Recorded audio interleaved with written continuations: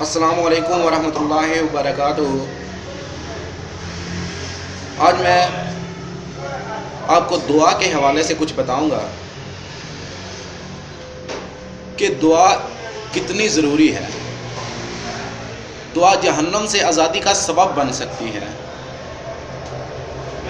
جیسا کہ آج ہم نے دعا کرنا چھوڑ دی ہے، جس کی وجہ سے ہم مختلف پریشانیوں کا شکار ہوتے جا رہے ہیں، مختلف مصیبتیں ہمارا پیچھا نہیں چھوڑتی، پیچھے پڑی ہوئی ہیں ہمارے۔ رسول اللہ صلی اللہ علیہ وآلہ وسلم نے فرمایا کہ اللہ سے دعا کیا کرو، اللہ سے دعا مانگا کرو۔ الدعاء مخ العبادہ، دعا عبادت کا مغز ہے۔ الدعاء هو العبادہ، دعا عین عبادت ہے۔ رسول اللہ صلی اللہ علیہ وسلم نے فرمایا کہ دعا عبادت کا مغز ہے اور دعا عین عبادت ہے۔ اس کے بدلے میں اللہ بڑی بڑی پریشانیوں کو دور فرما دیتا ہے۔ یا تو یہ دعا قبول ہوتی ہے یا اللہ اس کے بدلے میں بڑی بڑی پریشانیوں کو دور فرما دیتا ہے جو انسان پر آنے والی ہوتی ہیں یا جو انسان پر آئی ہوئی ہوتی ہیں۔ اللہ ان کو دور کر دیتا ہے اس دعا کے بدلے میں، یا پھر یہ قیامت والے دن کے لیے ذخیرہ کر لی جاتی ہیں۔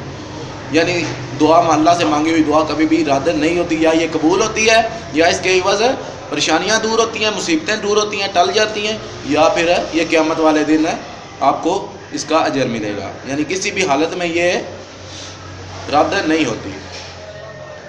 اسی طرح اللہ فرماتا ہے کہ جو مجھ سے نہیں مانگتا میں اس سے ناراض ہوتا ہوں، جو مجھ سے نہیں مانگتا میں اس سے ناراض ہوتا ہوں۔ اللہ فرماتا ہے جو مجھ سے مانگتا ہے اور میں اس کو خالی ہاتھ پلٹاؤں، یعنی کہ خالی ہاتھ واپس بھیجوں، اس سے مجھے حیا آتی ہے۔ اللہ فرماتا ہے مجھے حیا آتی ہے کہ اگر کوئی مجھ سے مانگے اور میں اس کو نہ دوں۔ جیسا کہ صبح کی سنتیں پڑھ کے اور فرض نماز کے بعد درمیان جو مانگی ہوئی دعا اللہ قبول فرماتا ہے، سنتوں اور فرضوں کے درمیان مانگی ہوئی دعا اللہ قبول فرماتا ہے۔ اسی طرح اذان کے بعد اور فرض نماز کے درمیان مانگی ہوئی دعا کو اللہ قبول فرماتا ہے۔ اسی طرح فرض نماز کے بعد مانگی ہوئی دعا کو اللہ قبول فرماتا ہے۔ میدان عرفات میں مانگی ہوئی دعا کو اللہ قبول فرماتا ہے۔ مقام ملزم سے چمٹ کر مانگی ہوئی دعا کو اللہ قبول فرماتا ہے۔ بارش ہو رہی ہے دعا کرو اللہ قبول فرمائے گا۔ افطار کا روزہ رکھا ہوا ہے، افطاری کرنے لگے ہو، افطار کے ٹائم آپ دعا کرو اللہ سے، اللہ قبول فرمائے گا۔ اسی طرح سفر کے درمیان ہیں، سفر میں جا رہے ہیں، گاڑی میں ہیں، دعا کرو اللہ قبول فرمائے گا۔ یہ وہ باتیں ہیں، یہ وہ ٹائم ہیں جو رسول اللہ صلی اللہ علیہ وآلہ وسلم نے اپنی زبان نبوت سے بتائی۔ رسول اللہ صلی اللہ علیہ وسلم کی بتائی ہوئی کوئی بھی بات غلط نہیں ہو سکتی،